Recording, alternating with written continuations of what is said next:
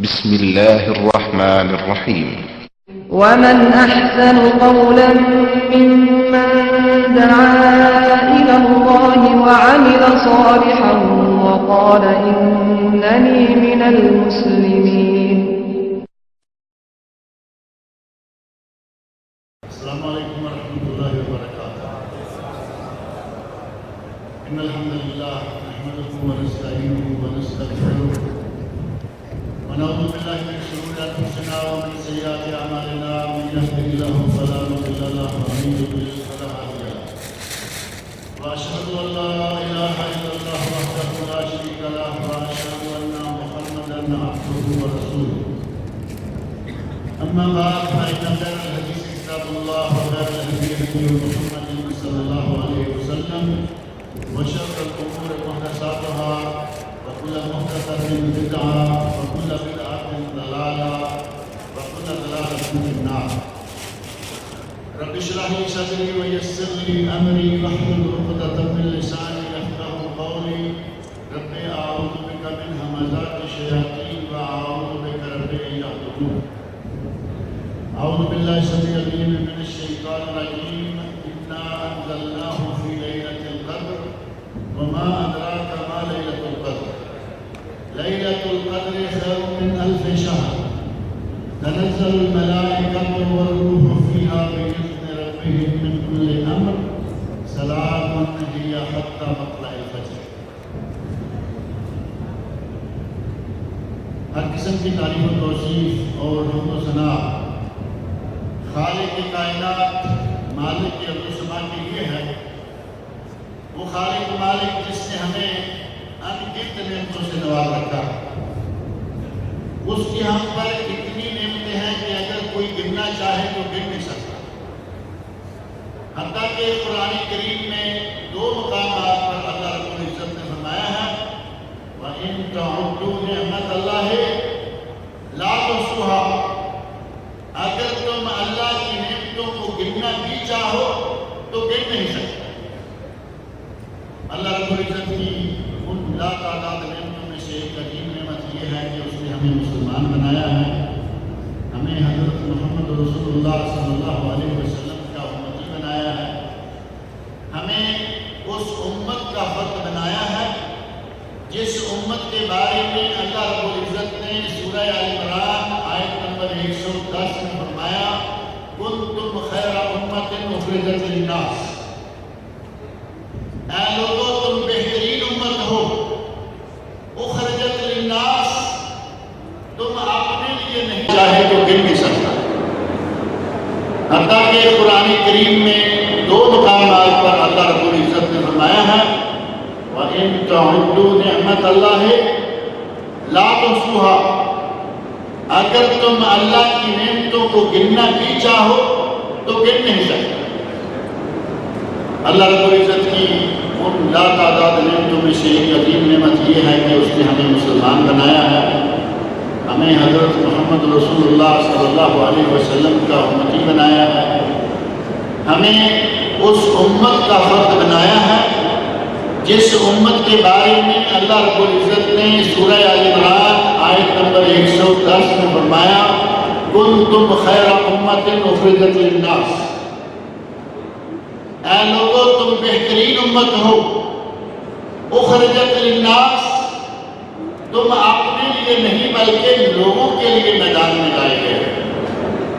تأمرون بالمعروف نیکی کا حکم دیتے ہو وتنہون عن المنکر برائی سے روکتے ہو وتؤمنون باللہ اور اللہ کی ذات پر ایمان رکھتے ہو. وہ بہترین امت کون سی ہے؟ ہمارے نبی محمد رسول اللہ صلی اللہ علیہ وسلم کی امت جس کے ہم سب افراد ہیں. اور اس امت خیر کا فرد ہونے کے لیے اللہ رب العزت نے چھوٹی چھوٹی 3 ذمہ داریاں یا ڈیوٹیاں ہمارے سپرد کر دی ہیں. فرمایا تأمرون بالمعروف وتنہون عن المنکر وتؤمنون باللہ. تم نیکی کا حکم دیتے ہو برائیوں سے لوگوں کو روکتے ہو اور اللہ کی ذات پر ایمان رکھتے ہو. اگر یہ 3 ڈیوٹیاں پوری کریں تو ہم امت خیر کے فرد ہیں یہ لقب ہمیں اچھا ہے، اور اگر یہ کام نہ کریں تو پھر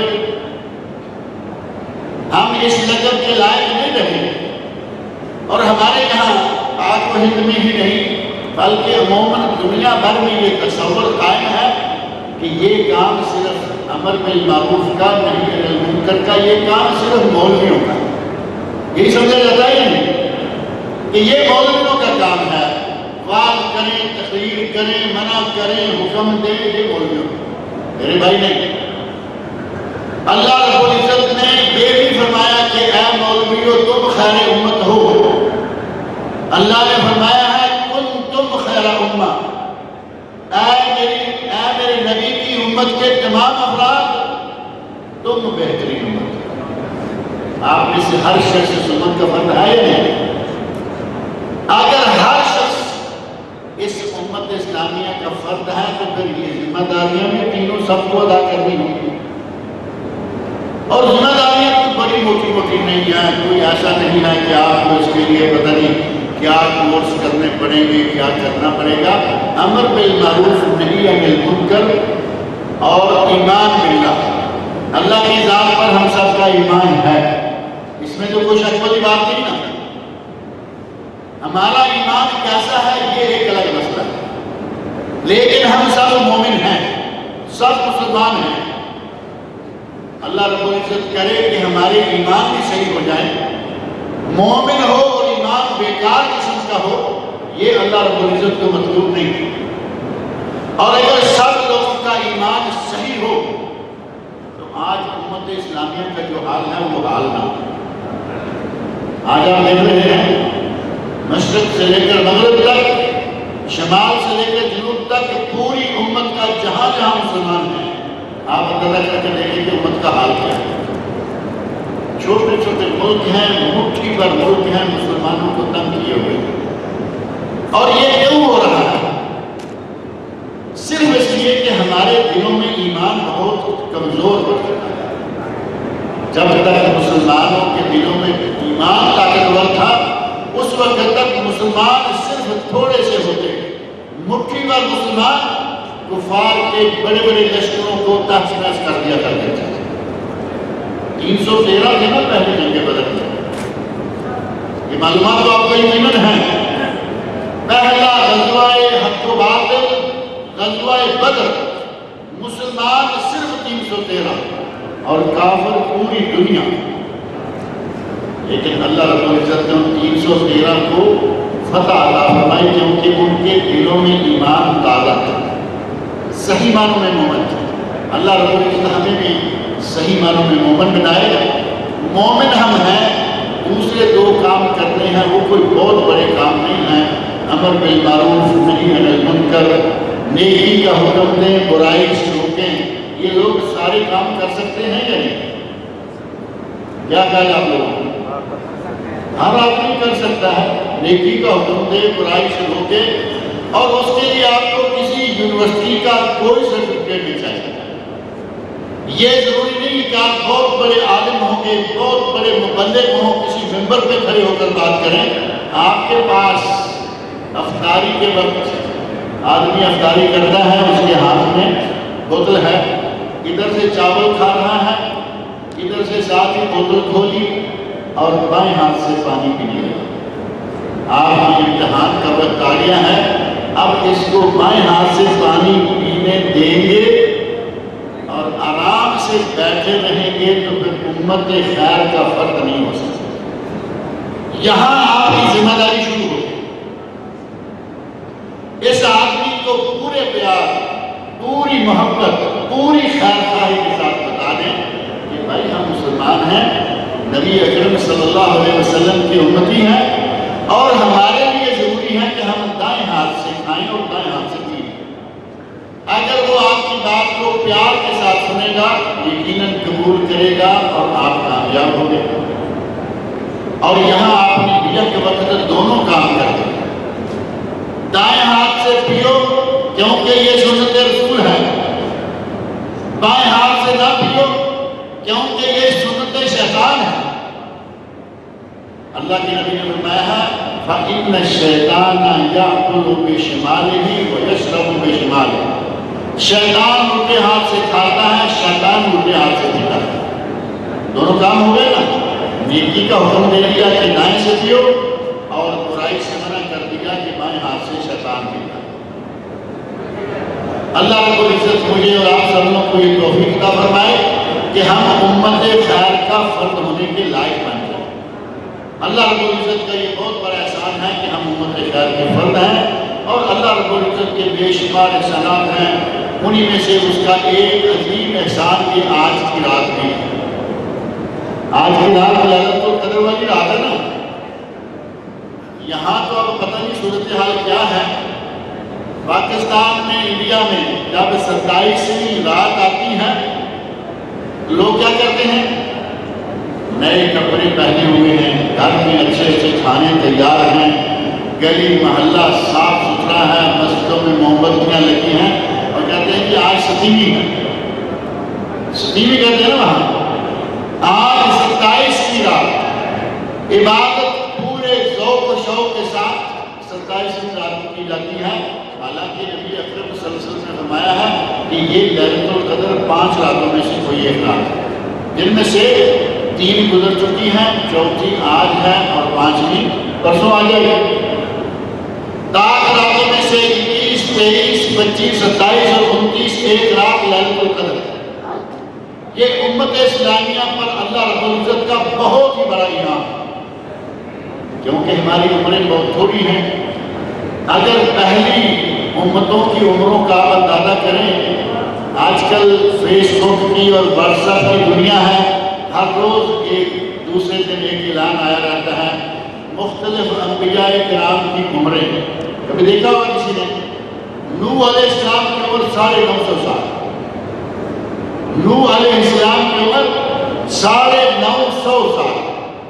ظاہر ہے کہ ان کی امتی بھی لمبی عمر والے ہوئے، پھر آہستہ آہستہ عمر کم ہوتی گئی، اور ہمارے نبی حضرت محمد رسول اللہ صلی اللہ علیہ وسلم کتنے سال کے ہو کر فوت ہوئے؟ سب کو معلوم ہے نا، 63 برس کے ہو کر آپ دنیا سے تشریف لے گئے، اور آپ اپنی امت کے لیے باقاعدہ ایک قاعدے کے طور پر بتائیں گے اعمار امتی بین 60 و 70، میری امت کی عمریں 60 اور 70 سال کے درمیان ہیں، اور بہت بڑے لوگ ہیں جو 60 اور 70 سے آگے جاتے ہیں۔ یہ بات دیکھیں حقیقت کے طور پر نبی صلی اللہ علیہ وسلم کی زبان مبارک سے بات نکلے اور غلط ہو ہی نہیں سکتی، کیونکہ نبی اپنی مرضی سے بولتے نہیں تھے، بلکہ اللہ رب العزت نے سورۃ النجم میں فرمایا وَمَا يَنطِقُ عَنِ الْهَوَىٰ إِنْ هُوَ إِلَّا وَحْيٌ يُوحَىٰ، میرا نبی اپنی مرضی سے بولتا ہی نہیں، ہم وحی کرتے ہیں، وہ آگے سنا دیتا ہے۔ جب آپ نے فرمایا کہ میری امت کی عمریں 60 اور 70 کے درمیان، بہت تھوڑے لوگ ہیں جو آگے جاتے ہیں۔ آج آپ اندازہ کر کے دیکھیے، رشتہ داروں میں، دوستوں میں، پڑوسیوں میں گرد و پیش 70 تک بہت کم لوگ پہنچے ہیں، بہت کم، اور کہیں کہیں کوئی آدمی جا کے ہوتا ہے کہ 100 سال کا ہو گیا، کوئی 110 سال کا ہو گیا۔ میں کبھی کبھی پوچھ لیتا ہوں کہ کوئی آدمی بتائے کہ کسی کے یہاں کوئی آدمی 125-20 سال کا ہے؟ یہاں کسی کے رشتہ داروں میں، دوستوں میں کوئی آدمی ہے جس کی عمر 125 سال ہو؟ کوئی ہے؟ کوئی نظر نہیں آتا، کیونکہ اتنی عمر کسی کی ہوتی نہیں آتی۔ میرے رشتہ داروں میں بعض لوگ ہیں، پاکستان میں، انڈیا میں، مختلف جگہوں پہ لوگ موجود ہیں۔ میرے رشتہ داروں میں 2 لوگ ہیں، ایک کے بارے میں کہا گیا کہ وہ 110 سال کے ہیں، اور ایک کے بارے میں کہا گیا کہ وہ 125 سال کے، اور دونوں ماشاءاللہ تندرست و توانا، اپنی مرضی سے جاتے ہیں، آتے ہیں، مسجد میں جا کے نماز پڑھتے ہیں۔ لیکن یہ خال کہیں کہیں کوئی زیادہ تر لوگ 60 اور 70 کے درمیان دنیا سے رخصت ہو جاتے ہیں۔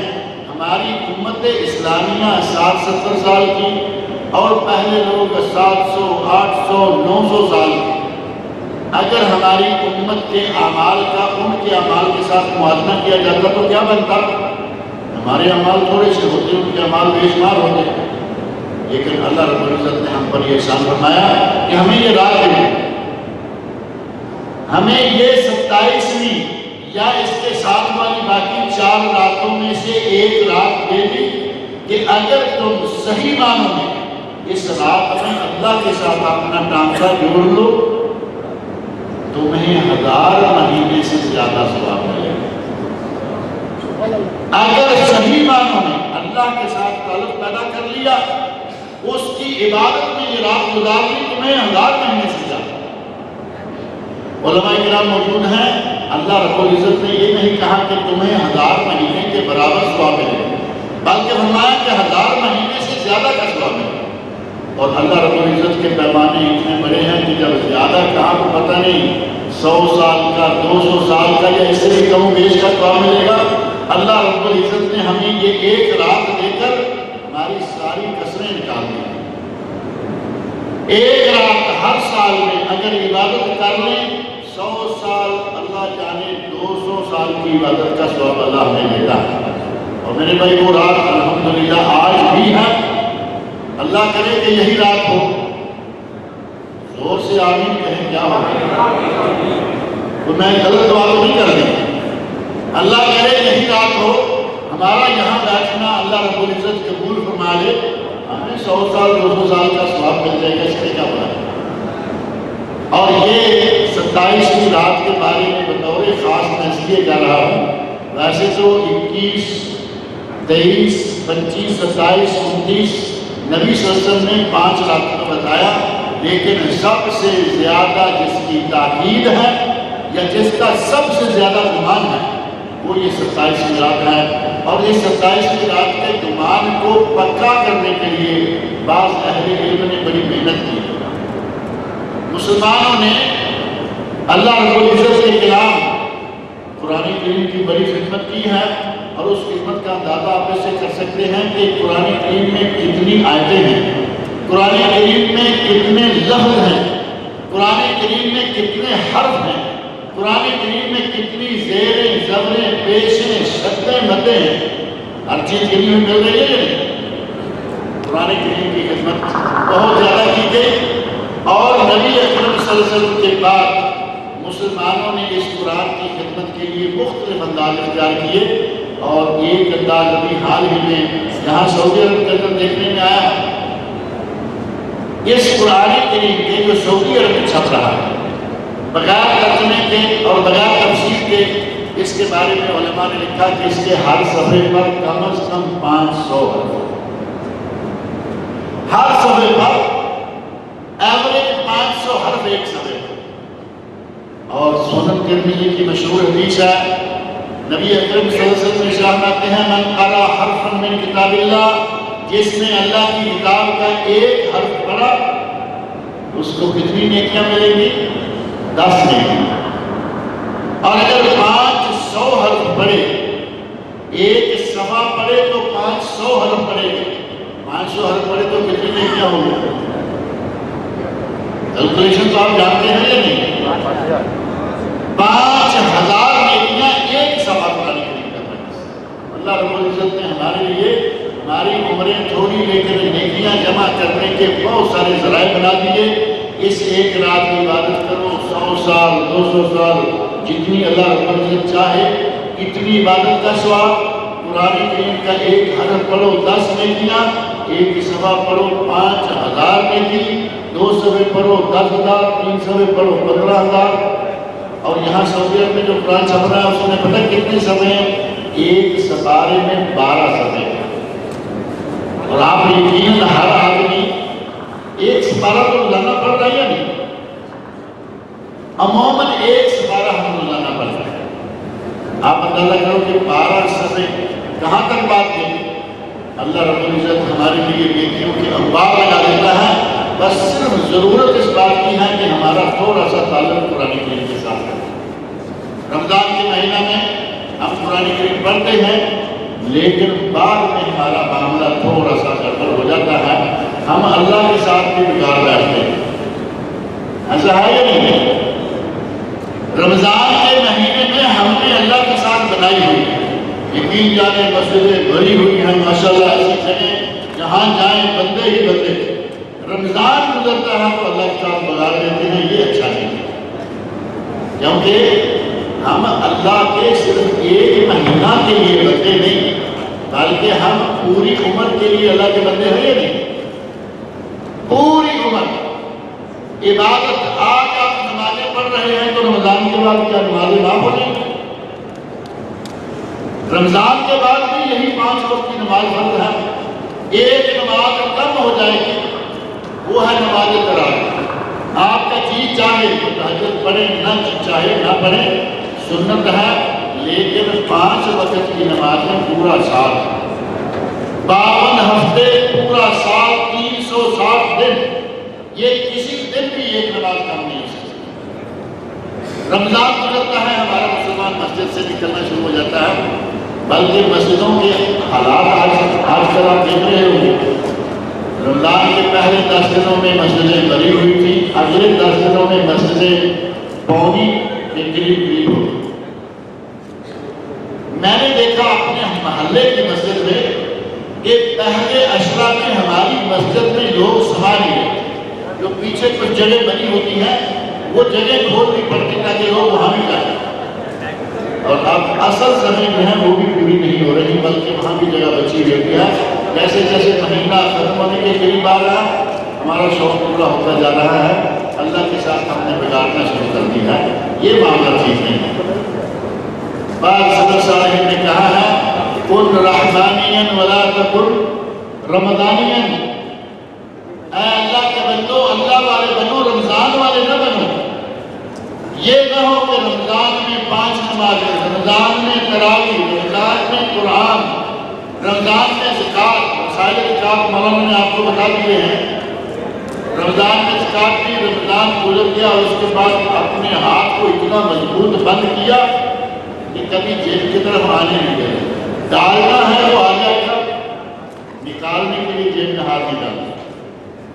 بھوکا اپنے سامنے موجود ہے، پیاسا اپنے سامنے موجود ہے، نادار، بیوہ، یتیم، مسکین، محتاج، لیکن ہمارا دل ایک کا پیسے کے ساتھ اتنا پیار ہے. پیسے کے ساتھ آپ کو پیار ہے یا نہیں؟ آپ جوس پیجیے لیکن میری بات کا جواب بھی دیجیے. پیسے کے ساتھ پیار ہے یا نہیں؟ یہ کوئی عیب والی بات نہیں ہے، گھبرائے نہیں، آپ پورا جواب دیں.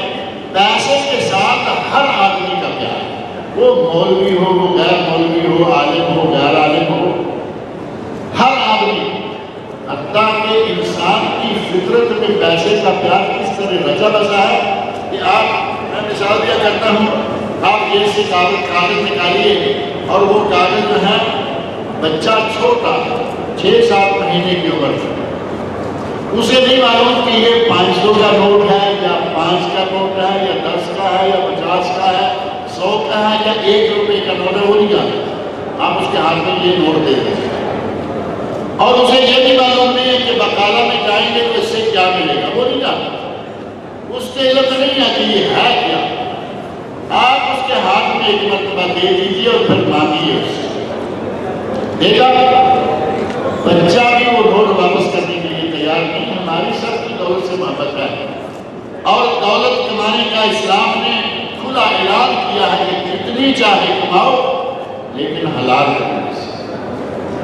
پابندی صرف اتنی ہے، کماؤ جتنی چاہے لیکن حلال طریقوں سے، اور لگاؤ جہاں جہاں چاہو لیکن جائز طریقوں سے. اللہ رب العزت نے ہمارے دین میں، مسلمانوں میں اتنی دولت رکھی ہے. عثمان غنی، آپ پیچھے کی تاریخ کو چھوڑیں، آج تو ہمارے مسلمانوں میں سے بعض لوگوں کے پاس اتنی دولت ہے کہ وہ بعض انگریزوں کے ملک خریدنا چاہیں تو وہ ملک خرید سکتے ہیں. مسلمانوں کے پاس اتنی دولت موجود ہے.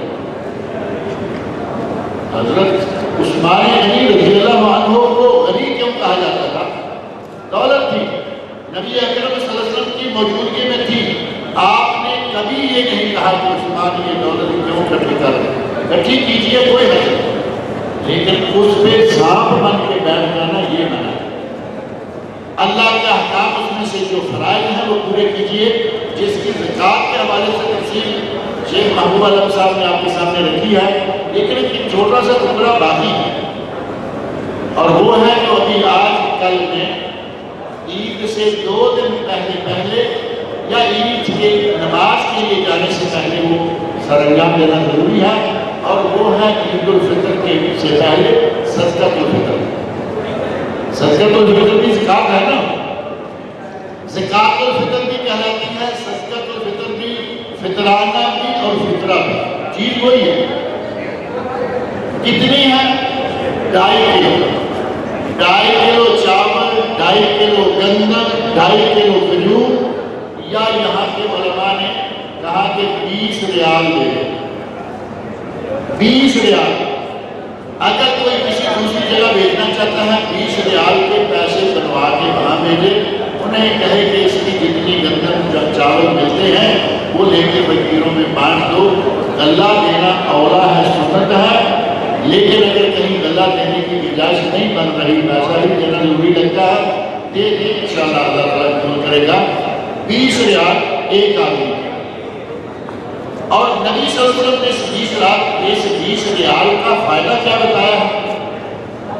نبی صلی اللہ علیہ وسلم ارشاد کرتے ہیں کہ یہ صدقہ فطر جو ہے یہ طہرۃ للصائم من اللغو والرفث، روزے دار کو جو اس کے منہ سے کوئی غلط باتیں نکل گئی، اس نے کوئی کبھی کہیں غلط نظر ڈالی، آیا ٹیلی میں لگایا، دیکھا کہ کچھ غلط چیزیں آ رہی ہیں، بند کر دو، لیکن نظر چلی گئی نا۔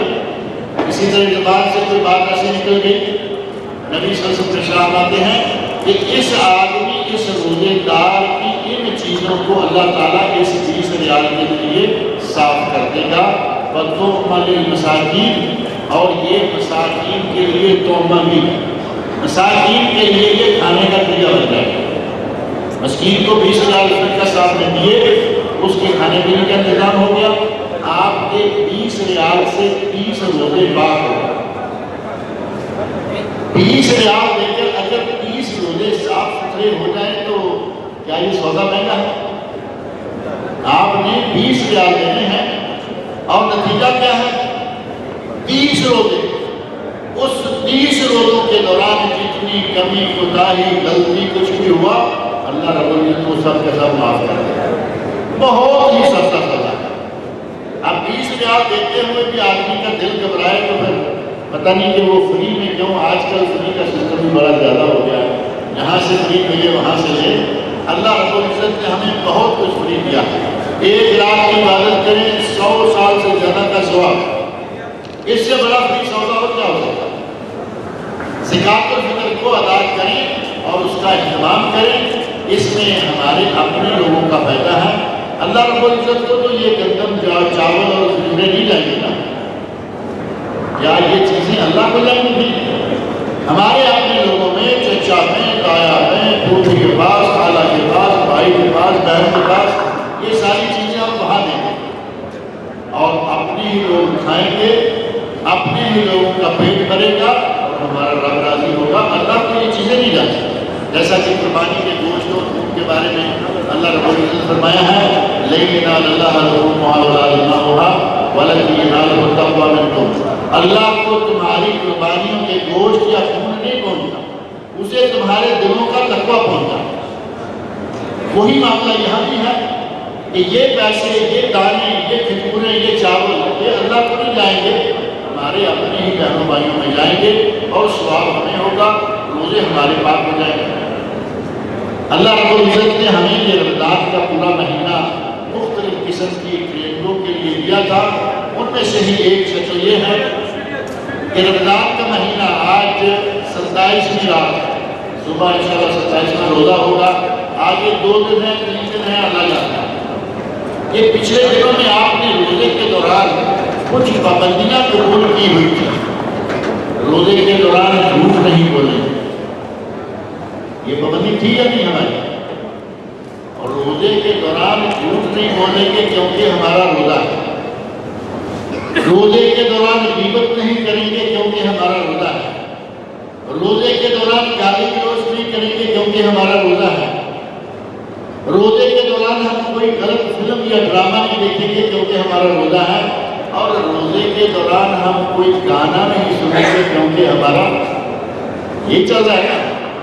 اللہ رب العزت ہمیں اس بات پر پکا کرے کیونکہ یہ ساری کی ساری چیزیں مستقل گناہ ہیں، صرف روزے کی حالت میں نہیں۔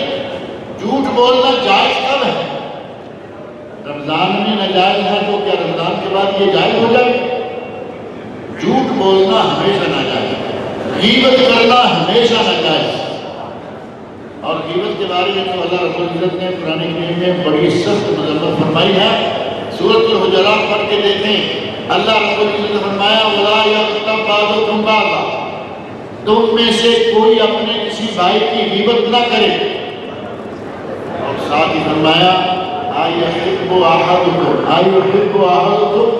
أَن يَأْكُلَ لَحْمَ أَخِيهِ مَيْتًا فَكَرِهْتُمُوهُ، اگر تمہیں کہا جائے کہ اپنے مردہ بھائی کا گوشت کھاؤ تو تم اس بات سے نفرت کرو۔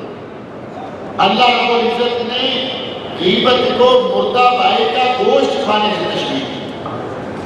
مردہ بھائی کا گوشت کھانے سے بھی برا ہے غیبت کرنا۔ اور غیبت ہے کیا؟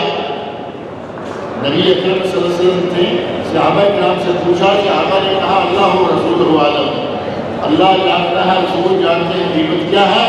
نبی اکرم صلی اللہ علیہ وسلم نے فرمایا ذکرک اخاک بما یکرہ، تمہارا اپنے بھائی کے بارے میں وہ باتیں کرنا جو اسے ناپسند ہے، اور خاص طور پر جب بھی وہ سامنے بھی نہیں، پیچھے اس کے پسے پشت وہ سن نہیں رہا، اس کی غیر حاضری میں آپ اس کی پگڑی اچھال رہے ہیں، اس کی غیر حاضری میں آپ اس کے عیب گن رہے ہیں۔ ایک تو ہمارا یہ بڑا المیہ ہے کہ ہم دوسروں کے عیب کو بڑی جلدی گننا شروع کر دیں۔ کسی میں ذرا کمی دیکھی فوراً گن دی، وہ دیکھو جا رہا، وہ دیکھو جا رہا۔ آپ نے گریبان میں جان کے نہیں دیکھے کتنی کمیاں، کتنی کوتاہیاں ہمارے اندر ہیں، اس کی پرواہ نہیں۔ بعض سمجھدار لوگوں نے کہا ہے کہ کسی پر انگلی اٹھانے سے پہلے یہ تو دیکھ لو کہ تم پر کتنی انگلیاں اٹھ رہی ہیں۔ دوسروں پہ انگلی اٹھانے سے پہلے دیکھو، یہ اپنا ہاتھ ہے نا، عموماً یہی کرتے ہیں، ایک انگلی آپ کی طرف گئی اور میری طرف کتنی ہے؟ 3 4 کہیں تک ٹھیک ہے، 3 کہیں تک ٹھیک ہے، ایک نے سنبھالی ہوئی ہے 3، ہاں یہ بھی میری طرف۔ ایک انگلی کسی پر اٹھائیں گے تم پہ 4 انگلیاں اٹھیں گی، پھر کس بات میں آدمی کہے کہ یہ فلاں میں یہ ہے، اور بعد لوگ کہیں گے کہ میں یہ بات اس کے منہ پہ بھی کہہ سکتا ہوں۔ جرأت دیکھو کہ کسی کے سامنے اس کی پسے پشت غیبت کر رہے ہیں، لیکن ساتھ یہ بڑھ بھی مار دیتے ہیں میں اس کے منہ پہ بھی یہ بات کہہ سکتا ہوں، تو یہ اس کے منہ پہ کیوں نہیں کہتے؟ اب دوسروں کے سامنے وہ اس کے عیب ہٹانے کی کیا معنی ہے؟ پہلے اپنے عیوب کو صاف کرو اور اس کے بعد دوسروں کے عیوب کو ڈھولو۔ ہمارے پنجاب میں ایک مثال بڑی مشہور کہتے ہیں کہ پہاڑاں کی بالٹی دیکھتی ہے تو پیراں کی بالٹی نہیں دیکھتی۔ ہے پنجابی لوگ یہاں آدھے میں پہاڑاں کی بالٹی دیکھنے کے لیے پیراں کی بالٹی نہیں دیکھتی، یعنی پہاڑ پہ آگ لگی ہوئی ہو تو نظر آ گئی، کتنی دور ہے، اپنے پاؤں کے پاس آگ لگی ہوئی ہے نہیں دیکھتی۔ معنی یہ ہے کہ دوسروں کا چھوٹا سا بھی نظر آتا ہے، خود آدمی عیب سے بھرا ہوا ہے، لدا پتا ہے، اپنے میں عیب نظر نہیں آتے۔ غیبت، جھوٹ بولنا، گالی گلوچ کرنا، یہ سارے کے سارے امور ہم نے اس رمضان میں روزے سے سیکھے کہ یہ منع ہے، یہ منع ہے نہیں۔ اور ہم روزے کی حالت میں عموماً پانی ہمارے ساتھ ہوتا ہے، جوس ہمارے پاس ہوتا ہے، کھانے پینے کی ہر چیز ہمارے پاس ہوتی ہے، کھاتے نہیں۔ کیوں؟ کہتے ہیں کہ روزہ ٹوٹ جائے گا، حالانکہ یہ چیزیں حلال ہیں، پانی حلال، لسی حلال، جوس حلال، ہر چیز حلال نہیں پی رہے، کہتے ہیں کہ یہ جائز نہیں۔ اور روزے کی حالت میں جھوٹ بولنے چلے جا رہا ہے، اس کے بارے میں بھی فتویٰ دیجیے کہ کیا یہ جائز ہے؟ روزے کی حالت میں روزہ رکھا ہوا ہے، غیبتیں کر رہا ہے، کیا یہ جائز ہے؟ روزے میں دن کے وقت اگر یہ حرام ہے تو یہ رات کو بھی حرام ہے، اور یہ کام اگر رمضان میں حرام ہے تو رمضان کے بعد بھی حرام ہے۔ اللہ رب العزت نے ہمیں یہ مہینہ دیا ہے تاکہ ہر مہینے سال میں ایک مرتبہ ہماری تربیت ہمارے وہ ایپ جو بڑے عام ہیں، ہمارا معاشرہ جن عیوب سے بھرا ہوا ہے، اللہ رب العزت چاہتا ہے کہ بندوں کی تھوڑی سی تربیت ہو جائے۔ ایک سالانہ کورس ہے جو پلٹ پلٹ کے آتا رہتا ہے، اور اللہ اس مہینے میں ہمیں یہ تربیت دینا چاہتا ہے کہ یہ ایپ چھوڑو۔ ڈاکٹر اگر کہے نا، ڈاکٹر کہے کہ میٹھا کتنا پیارا ہے ہر کسی کے لیے، مٹھائی کا نام لیں تو منہ میں پانی آنا شروع ہو جاتا ہے۔ اب کسی کو میٹھا اچھا لگتا ہے، ڈاکٹر نے کہہ دیا کہ آج کے بعد میٹھا نہیں کھانا، نہیں تو نہیں یہ اور وہ ہو جائے گا، فوراً چھوڑ دو۔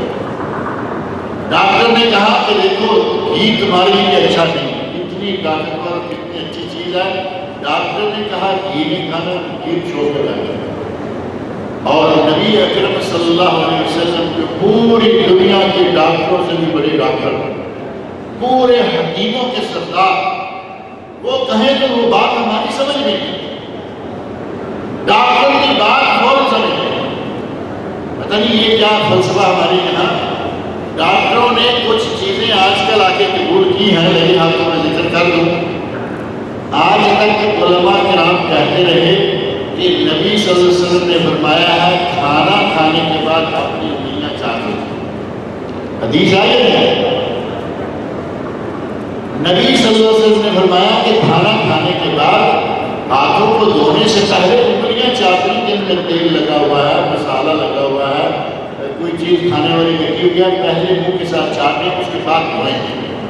آج تک یہ لوگ کہتے رہے کہ یہ مولوی کیا ہے، انگلیاں چاٹ کر کرتے ہیں، اور خود اس کو نفرت سے دیکھ کر۔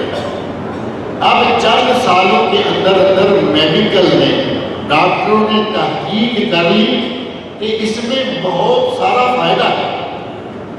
اگر کھانا کھا کر کوئی اپنے پوروں کو چاٹ لیتا ہے، اس سے اس کے ہاضمے میں بہت مدد ملتی ہے، جو کچھ کھایا ہے وہ ہضم ہو جاتا ہے، آپ کو ہاجمولہ چورن لینے کی ضرورت نہیں پڑے گی۔ اب ڈاکٹروں نے بتایا ہے، بڑے بڑے 3 پیس والے جو ہیں وہ بھی انگلیاں چاٹتے نظر آ رہے ہیں۔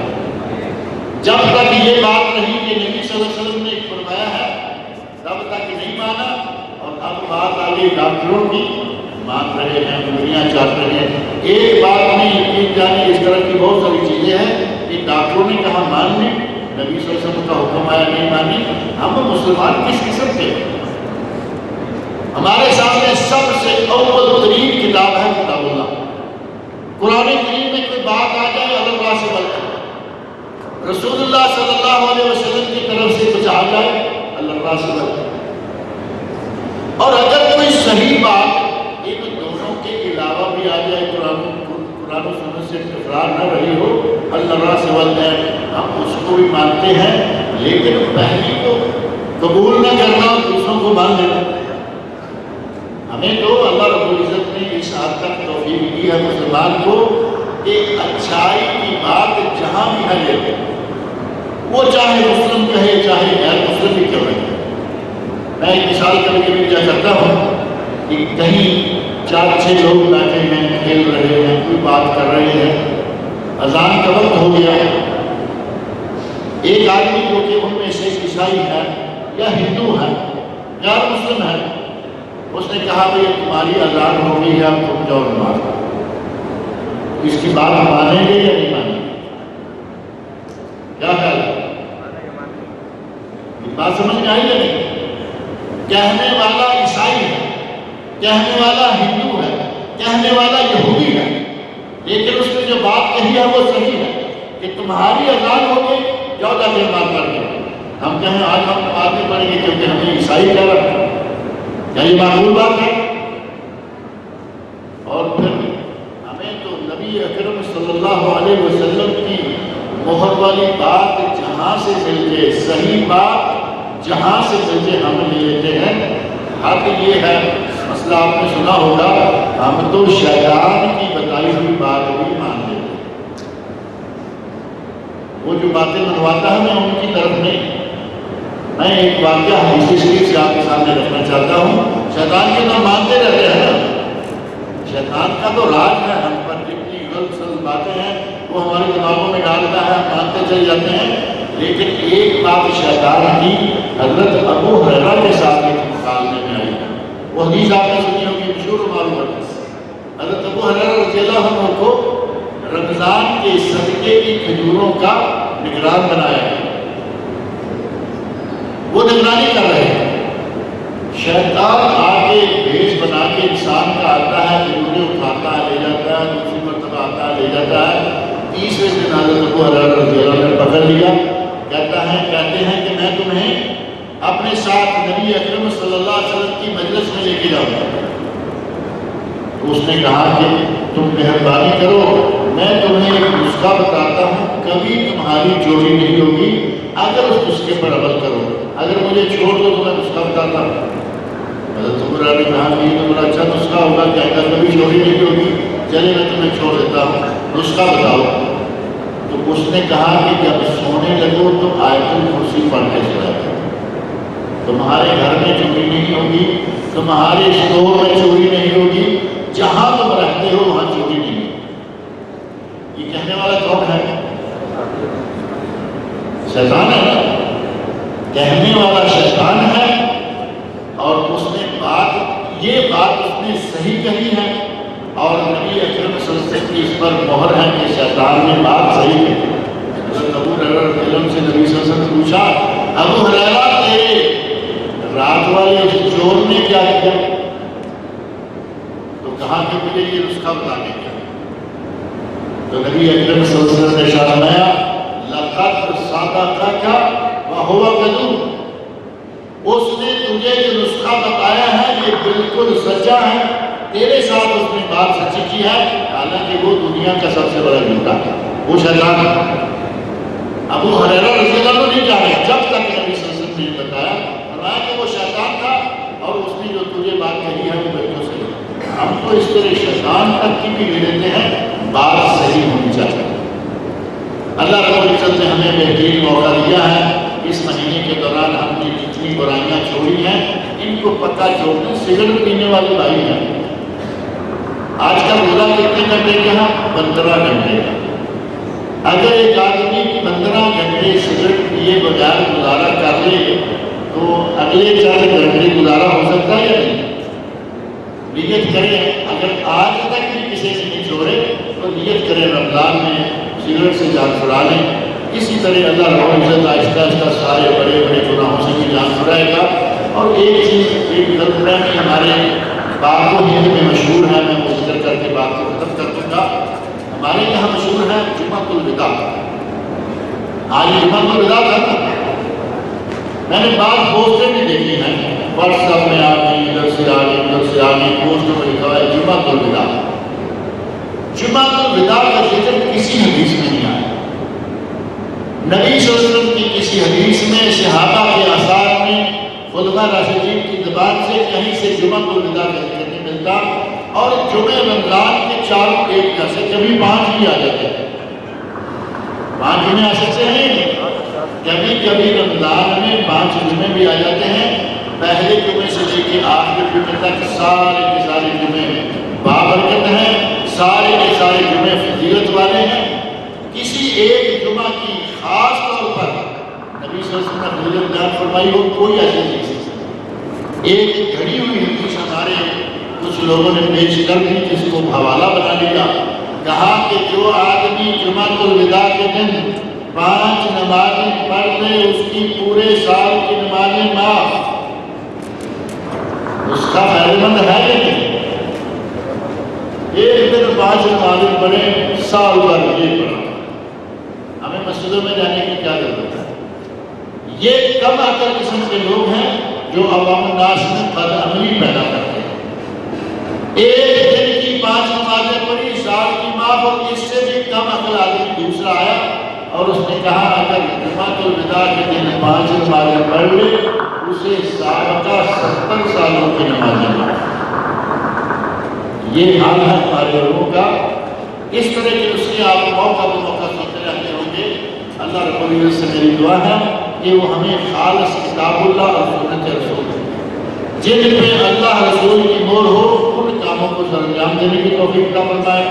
کتاب اللہ کا مطالعہ کیا کیجیے، ترجمہ پڑھیے، تفسیر پڑھیے، اور تھوڑا سا حدیث رسول کے ساتھ بھی اپنا تعلق رکھیے۔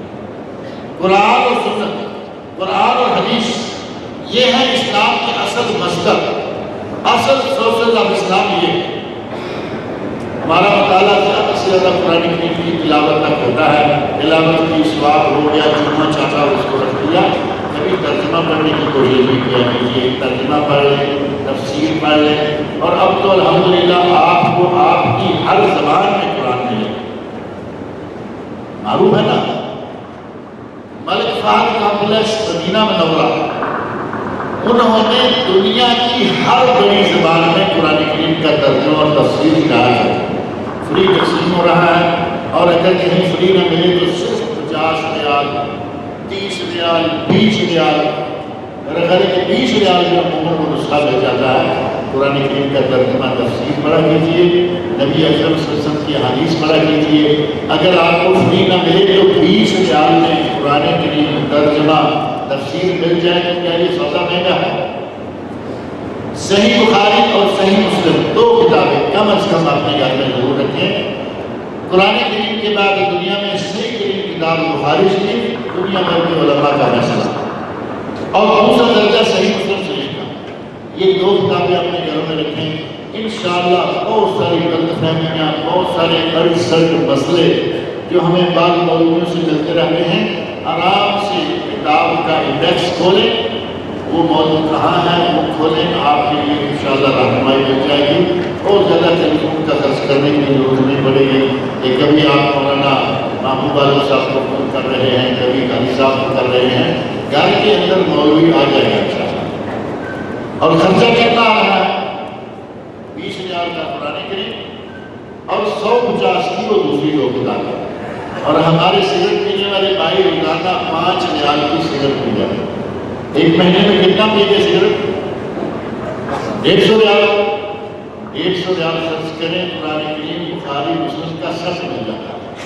اللہ رب العزت ہمیں قرآن و سنت کو پڑھنے اور ان پر عمل کرنے کی توفیق عطا فرمائے۔ اللہ رب العزت آپ سب کو رضا خیر عطا فرمائے کہ آپ یہاں بیٹھے رہے۔ اللہ تعالیٰ ہمارے اس بیٹھنے کو عبادت شمار فرمائے اور ليلۃ القدر مجھے اور آپ کو نصیب فرمائے۔ اللہ تعالیٰ ہمارے اور آپ کے صیام و قیام قبول فرمائے۔ اللہ رب العزت کتاب و سنت پر عمل کرنے کی توفیق دے۔ اللہ تعالیٰ مجھے اور آپ سب کو نیک عمل کی توفیق فرمائے۔ وما علینا الا البلاغ المبین۔ السلام علیکم ورحمۃ اللہ وبرکاتہ۔ اگر کوئی سوال کرنا چاہیں تو کہتے ہیں کہ سوال کر سکتے ہیں۔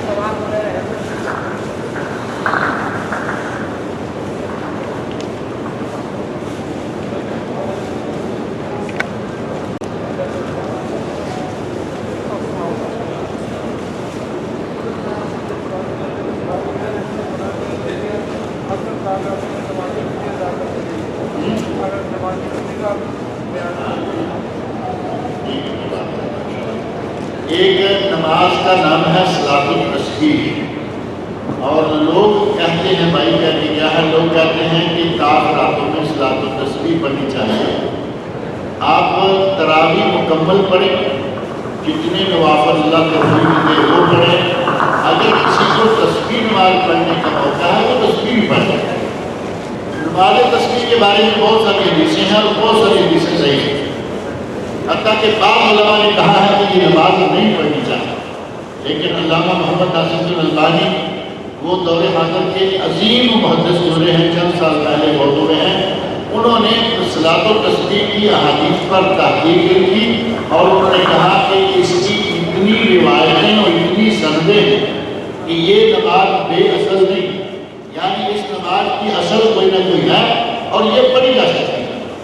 لہذا طاق راتوں میں یا غیر طاق راتوں میں، رمضان میں یا غیر رمضان میں، جب اللہ تعالیٰ توفیق دے یہ صلاۃ التسبیح پڑھ لینی چاہیے۔ 4 رکھتے ہیں، مکروہ اوقات نہ ہو، عصر سے لے کے مغرب تک نہ ہو اور فجر سے لے کے طلوع آفتاب تک نہ ہو، 4 رکھتے ہیں، اور ان میں 300 مرتبہ سبحان اللہ والحمد للہ ولا الہ الا اللہ واللہ اکبر یہ آتا ہے 300 مرتبہ۔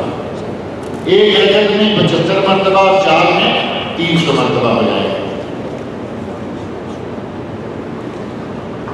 یہاں لکھا ہے کہ نماز کن کن لوگوں کے پیچھے ہوتی ہے، کن کن لوگوں کے پیچھے ہوتی ہے اور کن کن لوگوں کے پیچھے نہیں ہوتی۔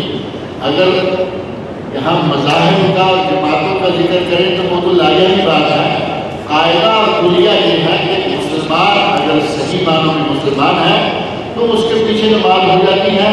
مسئلہ ہے کہ اگر آپ نے امام منتخب کرنا ہے تو اس کے لیے کچھ معیار چاہیے۔ آپ مکہ جا رہے ہیں، راستے میں مسجد آ گئی، آپ نے گاڑی کھڑی کی، اندر گئے، جماعت ہو رہی ہے، آپ جماعت میں شامل ہو گئے، جس نے بھی نماز پڑھائی ہے آپ کی نماز ہو جائے گی، لیکن یہ راستے کی مسجد سے الگ معاملہ ہے، اور جہاں تک آپ کی محلے کی مسجد کا معاملہ ہے وہ الگ ہے۔ محلے کی مسجد کے لیے آپ کو امام دیکھنا ہوگا جو معیاری ہو، معیار پہ اترے۔ قرآن کریم کی پورے محلے کی سب سے زیادہ تعلیم اس کے پاس ہے، سب سے زیادہ قرآن و سنت کا جاننے والا ہو، نیک اور پرہیزگار ہو، اور بہت بڑی بات اور اہم بات یہ کہ وہ مشرک نہ ہو۔ مشرکی تو اپنی نماز میں ہوتی، اس کے پیچھے پڑھنے والوں کی نماز کیا ہوا؟ وقتی طور پر آپ نے ایک آدمی ایسے سے پیچھے نماز پڑھ لی، نہ داڑھی نہ پوچھا، وہ ایسے صاف ستھرا ہی دیکھا کہ وہ جماعت کرا رہا ہے، نماز پڑھے جائیں کیونکہ یہ آج ایک نماز ہے، لیکن امام ایسا رکھنا جائز نہیں ہے۔ لہذا کسی جماعت کا نام لیے بغیر، کسی بھی شخص کا ذکر کیے بغیر، اگر آدمی کتاب اللہ اور سنت رسول دونوں کا جاننے والا ہے اور پابند شرع ہے، داڑھی رکھی ہے، باریش ہے، معزز مسلمان ہے، آپ اس کے پیچھے نماز پڑھیں، لیکن پھر یہ یقین ہو جائے کہ یہ آدمی مشرک ہے، اس کے پیچھے نماز نہ پڑھیں۔ اور مشرک کا یقین آپ کو کیسے ہوگا؟ کوئی معیار بتا سکتا ہے کہ مشرک کا پتہ کرنا ہو تو کون ہے؟ نہیں لگتا آپ لوگوں نے مشرک کے تعارف کی اچھی طرح نہیں پڑھا۔ اگر کوئی آدمی غیر اللہ سے مانگتا ہے تو وہ شرک ہے یا نہیں؟ اگر کوئی غیر اللہ سے مدد مانگے شرک، غیر اللہ کے سامنے سجدہ کرے شرک، اور یہ جو لوگ مزاروں میں جا کے سجدے کرتے ہیں اور مزاروں میں مرے ہوئے مردوں سے مانگتے ہیں، یہ شرک ہے یا نہیں؟ اگر کوئی اس قسم کا آدمی ہے جس کا تعلق سرکار، دربار، مزار انہی چیزوں سے ہے تو اس کے پیچھے نماز نہیں پڑھنی چاہیے۔ اور ہمارے یہاں چیزیں یہ بہت اتنے دربار، اتنے مزار، اتنے سرکار، ہمارے ایک پنجابی شاعر نے کہا ہے اتنے بندے تھے کامے کامے میں، اتنے سرکار نہیں سرکار، یعنی بندے تو بہت تھوڑے ہیں، جس کو دیکھو سرکار، داڑھی والا ہے سرکار، یہ بغیر داڑھی کے سرکار، یہ بھی سرکار۔ ہمارے آج کل پیر بہت سارے ایسے ہیں جو بالکل کلین شیو ہیں، پیر لوگ مان رہے ہیں وہ کلین شیو، اور اس کو بھی وہ سرکار مانتے ہیں۔ اسی لیے شاعر نے کہا کہ یہاں بندے تو تھوڑے ہیں، سرکاریں زیادہ۔ کیا بزرگوں کے ہاتھ چومنا شرک ہے؟ بزرگوں کے ہاتھ چومنا شرک نہیں ہے، لیکن لوگ بزرگ کس کو کہتے ہیں؟ ایک آدمی سارے کپڑے اتار کے بیٹھا ہوا ہے، گندا ہے اور ننگا ہے، اب اس کا ہاتھ چومیں گے شرک نہیں ہوگا تو کیا ہوگا؟ اپنے باپ کا چومیں، اپنے دادا کا چومیں، کوئی بات نہیں، لیکن وہاں جا کے چومیں گے جہاں شرک کا اڈا ہے اور مشرکین کا سردار بیٹھا ہوا، اس کے ہاتھ چومیں گے تو شرک نہ ہوگا تو اور کیا ہوگا؟ اور ایسے لوگ آپ کہیں گے کہ ایسے لوگ کہاں ہیں؟ ہمارے پاکستان میں تو ہیں، انڈیا میں ہے نا، انڈیا میں ہیں، سارے کپڑے اتار کے بیٹھے ہوئے۔ عجیب سی حالت ہے، جس انسان کو اللہ نے دنیا میں کپڑے سے محروم کر دیا، جس انسان کو اللہ نے دنیا میں طہارت و نظافت سے محروم کر دیا، تمہیں کیا دیا؟ ہمارے ماننے والوں کا عالم بھی بڑا عجیب ہے۔ سڑک کے کنارے ایک آدمی طوطا لے کے بیٹھا ہوا ہے، اس کے پاس کیا اس کا کوئی شو روم ہوتا ہے؟ شو روم ہوتا تو نہیں، دکان ہوتی ہے نہیں، فٹ پاتھ پہ بیٹھا ہوا ہے اور طوطا، پنجرے میں طوطا ہے، 2 4 10 تاش کے پردے، سارا ڈرامہ تو آپ نے دیکھا ہی ہے نا۔ اب وہ طوطے والے سے جا کے قسمت معلوم کر رہا ہے۔ آدمی کو اپنا عقل اور ہوش بھی کبھی کبھی استعمال کرنا چاہیے۔ اگر اسے یہ باتیں معلوم ہوتی تو صبح وہ اپنے طوطے کو کہتا کہ میری قسمت دیکھو، یا سارے شہر کی دھول آج میری قسمت میں ہے، صبح سے لے کے شام تک بازار میں فٹ پاتھ پہ بیٹھے گا، پورے شہر کے لوگوں کے آنے جانے والے کی گرد و غبار اس کے سر پہ آئے گی۔ جو اپنا ایک پائی اور ایک ایک روپیہ اس طرح لوگوں سے بھیک منگوں کی طرح اکٹھی کر رہا ہے، وہ تمہاری قسمت کیا بتائے گا؟ لیکن ہمارے یہاں پہ نہیں، ہمارے یہاں وہ قسمت بتانے والے جتنے کم کپڑے اتنے بڑے بڑے۔ عجیب بات ہے کہ جتنے کپڑے کم کرتے جائیں ہم اتنا کہتے ہیں یہ اب پہنچی ہوئی سرکار ہے۔ کچھ لوگ ہیں وہ پہنچے ہوئے نہیں ہوتے، کچھ پہنچی ہوئی سرکار۔ اب اگر کپڑے اتار لینے کا نام پہنچی ہوئی سرکار ہے تو یورپ میں تو بے شمار سرکاریں ہیں۔ یورپ میں تو لوگ کپڑا ویسے بہت کم استعمال کرتے ہیں۔ داڑھی کی شرعی حیثیت کیا ہے؟ ہمارے یہاں عام لوگ تو کہتے ہیں نا کہ داڑھی اسلام میں ہے، داڑھی بھی اسلام میں ہے۔ یہ تو سنا ہوگا نا آپ نے جملہ۔ یہ وہ لوگ جملہ بنا کے تیار کر کے بیٹھے ہیں جنہیں داڑھی سے اللہ واسطے کا ویر، اللہ واسطے کی دشمنی۔ وہ کہیں کہ اسلام میں داڑھی ہے، داڑھی میں اسلام میں ہے۔ اب یہ بتائیے کہ یہی جملہ جہاں چاہیں ہم کر سکتے ہیں یہ؟ اسلام میں نماز ہے، نماز میں اسلام نہیں، کیا حرض ہے نہیں؟ اسلام میں نماز ہے، ہر چیز کو آپ یہ کہہ کے رد کر سکتے ہیں۔ اسی طرح یہاں کیا اللہ کے رسول صلی اللہ علیہ وسلم کی داڑھی تھی یا نہیں؟ نبی صلی اللہ علیہ وسلم کی داڑھی تھی نا۔ ایک ہمارے پاکستان کے ایک آدمی مسلمان ہوئے، میں نے آج بھی یہ واقعہ ایک جگہ ذکر کیا ہے۔ آدمی مسلمان وہ نام تھا پہلے پیٹر، نیا نام اس کا عبداللہ۔ اس نے تقریر کی اور تقریر میں نے آڈیو سنی، میں نے اس آدمی کو دیکھا نہیں، آڈیو تقریر سنی۔ وہ کہہ رہا ہے کہ مسلمانوں تمہیں اس بات پر فخر ہے کہ ہمارے نبی پوری دنیا کے انسانوں سے زیادہ خوبصورت ہے۔ یہ بات صحیح ہے یا نہیں؟ ہمارا مسلمانوں کا یہ فخر ہے کہ ہمارے نبی پوری نوع انسانی کے سب سے خوبصورت ترین انسان ہے۔ اس نو مسلم نے اتنی بہترین بات کہی، کہا کہ اب مجھے یہ تو بتاؤ کہ نبی کے چہرے پہ داڑھی تھی یا نہیں؟ اب کوئی آدمی انکار کرے گا کہ داڑھی نہیں تھی؟ ہر آدمی کو یہ اعتراف ہے کہ نبی اکرم صلی اللہ علیہ وسلم کے چہرے مبارک پر داڑھی تھی۔ آپ جب داڑھی سمیت خوبصورت تھے تو یہ کلیچے کس حسن کی تلاش میں ہے؟ یہ تو بس زنانہ حسن کی تلاش میں ہے، مردانہ حسن کی نہیں۔ مردوں کے لیے داڑھی زینت، عورتوں کے لیے یہ چکنا پن زینت، سیدھی سی بات۔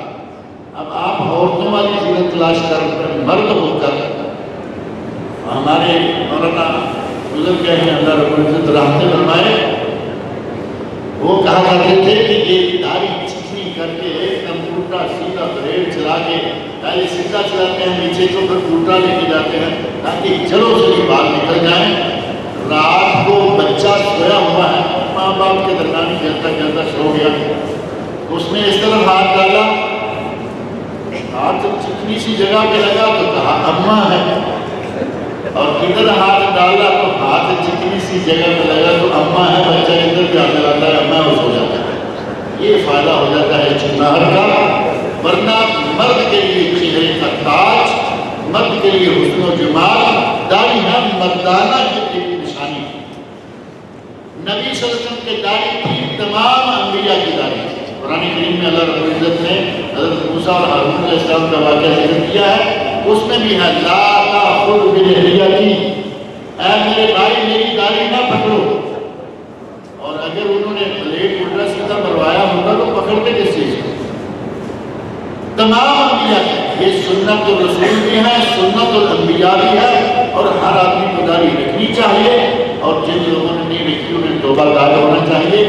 داڑھی کا منڈوانا گناہ کبیرہ ہے، داڑھی کا منڈوانا گناہ کبیرہ ہے، اور مسلسل داڑھی بنانے والا فاجر اور فاسق ہے۔ علامہ اقبال رحمۃ اللہ علیہ کا باقاعدہ اس موضوع پر ایک رسالہ ہے، وہ اردو میں بھی شائع شدہ ہے، حکم اللحا، داڑھیوں کا حکم اور حلق کروانے والے کا فاسق ہونا۔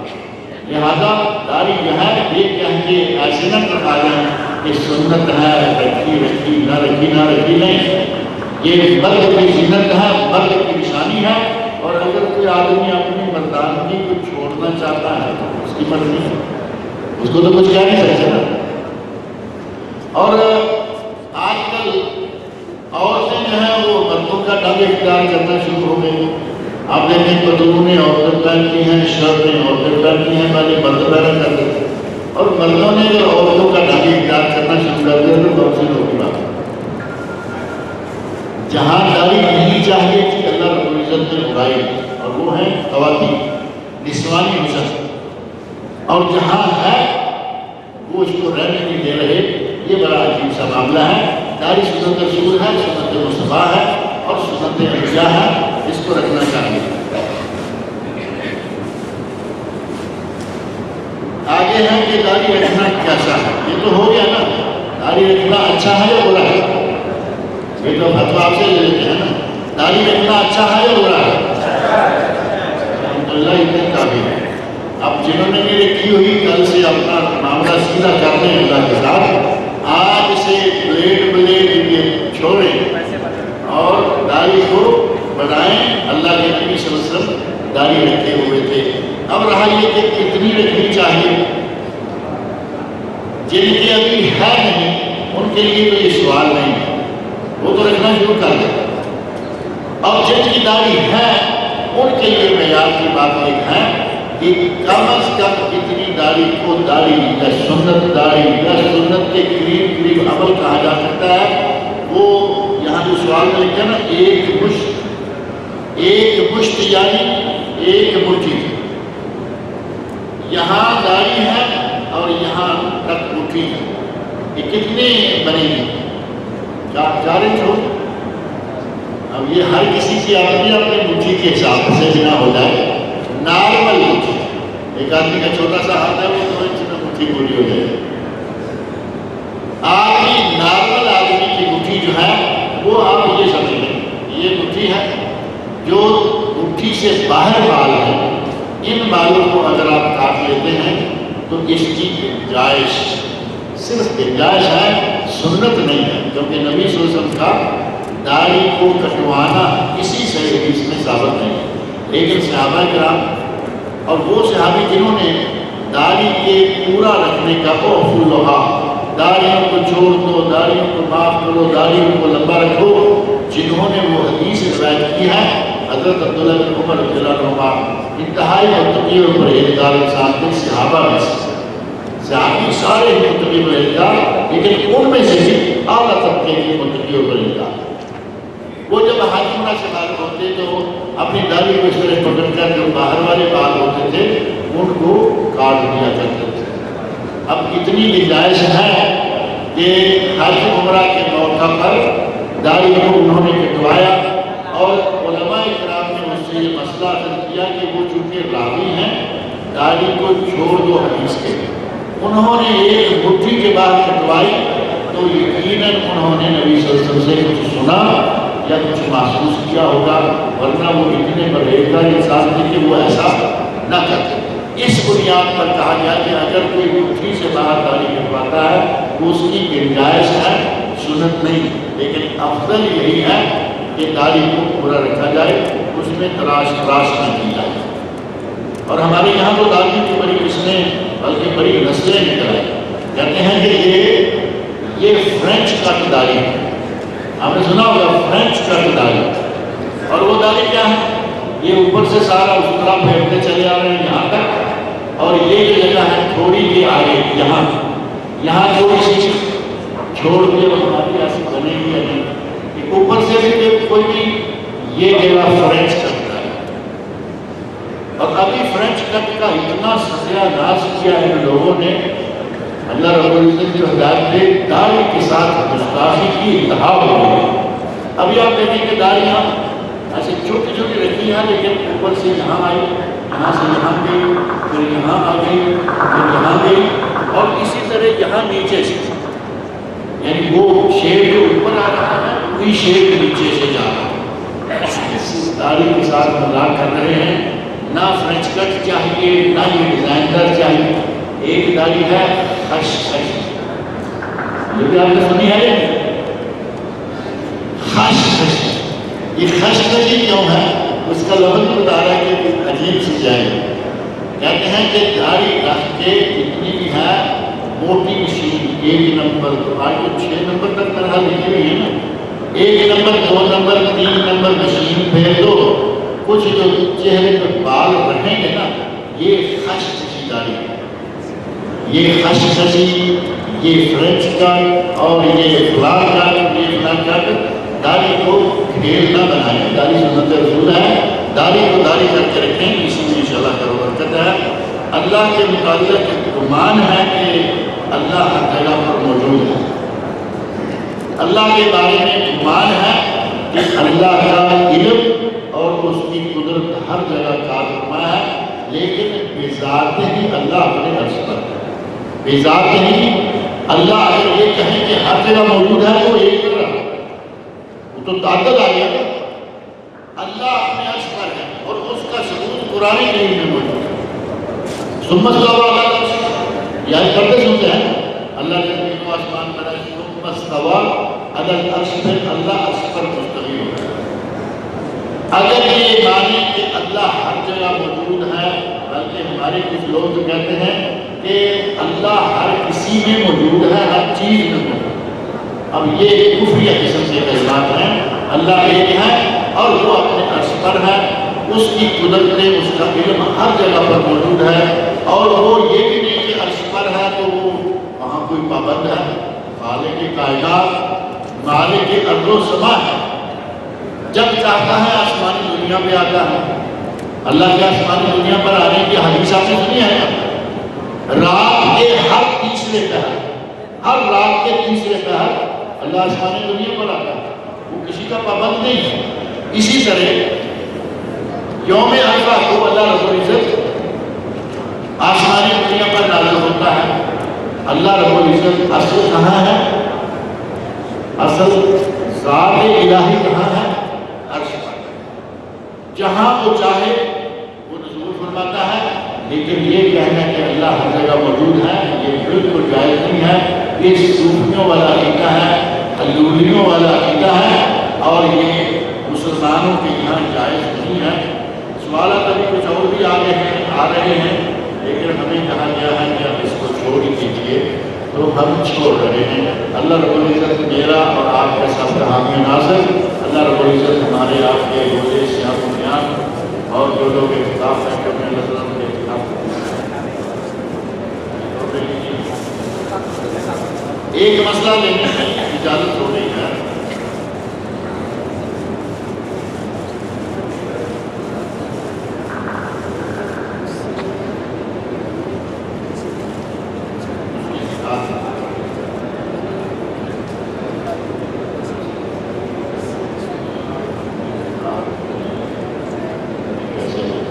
ایک سوال ہے بڑا اچھا ہے، یہ بھی ہو جائے کیونکہ آج کل ہمارے یہاں یہ بہت مسئلہ چل رہا ہے. ماشاءاللہ لوگ کمائی کرتے ہیں، پاکستان میں فلیٹ خرید لیتے ہیں، پلاٹ خرید لیتے ہیں، انڈیا میں بنگلہ دیش میں فلیٹ اکثر لوگوں کے پاس ہیں.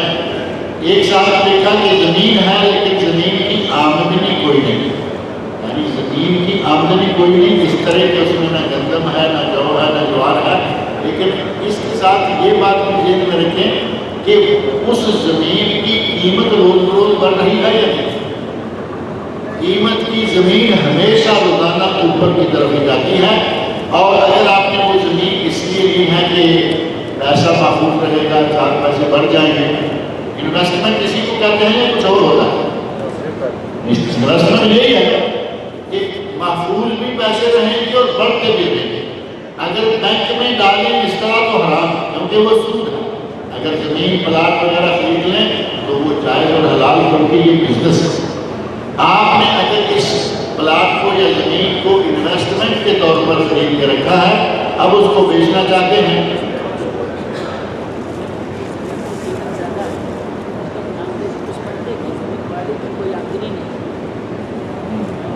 جو میں وہ سمجھ گیا ہوں یعنی زمین اگر اس نے انویسٹ کے طور پر ہی لی ہے، اس کی قیمت بتا رہے ہیں کہ قیمت اس کی بہت زیادہ ہے. الحمدللہ وہ آدمی آرام سے اس زمین کے ٹکڑے سے کروڑ پتی ہو گیا نا. اب یہ اپنی آمدنی دوسری کم ہے، وہاں سے بھی آمدنی کوئی ایسی ہے یا نہیں، لیکن دوسری کی آمدنی کم ہے، اگر زکوٰۃ دینا چاہے تو وہ زکوٰۃ کیسے دے گا؟ زکوٰۃ نکل رہی ہے مثال کے طور پر 50,000 روپیہ زمین کی، مثال کے طور پر اس کے پاس 50,000 نہیں ہے، وہ زمین تو ہے نا آپ کے پاس۔ آج اگر آپ کے پاس کیش نہیں ہے، آپ اس زمین کی قیمت لگائیں اور اس کی جتنی زکوٰۃ بنتی ہے پرچی لکھیں اور جیب میں ڈالیں۔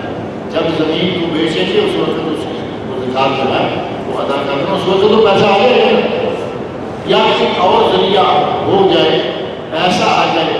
اللہ کے ساتھ اپنا حساب صاف اور پاک رکھنے کے لیے آپ ایک دفتر میں، ایک رجسٹر میں لکھیں کہ میری اتنی زمین ہے اور میری اس سال اتنی زکوٰۃ بنی ہے، وہ پیسے دیں۔ جس وقت زمین بیچیں گے یا کوئی اور ذریعہ بنے گا، پیسہ آ جائے گا تو وہ زکوٰۃ ادا کر دیں۔ اس کا یہی ایک طریقہ ہے۔ اب ظاہر ہے کہ زمین مہنگی ہے، جیب میں اتنے پیسے نہیں ہیں، زکوٰۃ نہیں دے سکتا، تو وہ کہیں کوئی ایسا تو نہیں ہے کہ اس کے لیے ہر حال میں کچھ کرنا ہے۔ جب پلاٹ بیچے گا تب صحیح، لیکن زکوٰۃ اس کے لیے، اگر وہ پلاٹ گھر کے لیے ہو تو پھر زکوٰۃ نہیں ہے، بلکہ وہ رہائشی ہے۔ رہائشی پہ زکوٰۃ نہیں، زراعتی پر زکوٰۃ نہیں، زراعتی پر عشر، کہ جو اس میں سے اناج نکلے اس کا 10واں حصہ، اور اگر آپ نہر سے ٹیوب ویل سے پانی پلاتے ہیں تو پھر 20واں حصہ، 5% یا 10%۔ یہ ہے زراعتی زمین۔ اور جو تجارتی زمین ہے وہ پلاٹ ہیں جن کو تجارت کے لیے رکھا گیا ہے، قیمتیں بڑھ رہی ہیں، ان کی انویسٹمنٹ کی جو ہے وہ باقاعدہ زکوٰۃ ہوگی، اور وہ ہوگی 2.5% اس کی قیمت پر۔ بات واضح ہے نا؟